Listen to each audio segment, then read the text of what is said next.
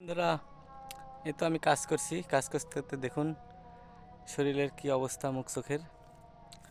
এই যে আমি চাল গুঁড়া দিচ্ছি। চালটা অনেক ফাঁকা ছিল, অনেক রোদ, সেজন্য দুপুরবেলা এসে চালটি গুঁজা দিচ্ছি খেড় দিয়ে। তাই শরীরের অবস্থাটা কি পরিমাণ খারাপ হয়েছে দেখুন। সবাই কেমন আছেন এবং আমার সাথে থাকবেন। সবাইকে আমি ভালোবাসা দেব, সবাই আমাকে ভালোবাসা দেবেন। এই দেখুন, এই টুলে চড়ে আমি গুঁজা দিচ্ছি বর। এই তো গুঁজা দেওয়া হয়ে গেল, এখন আমি বাসায় যাব। এখন আজান দিচ্ছে। এটা হচ্ছে আমার পানবর। পানবরে গুঁজা না দিলে হবে না, পানগুলো পুড়ে গেছে আগা, সেজন্য গুঁজা দিচ্ছি আমি। সেই গরম আর রোদ, আজকে প্রচুর গরম আর রোদ পড়েছে।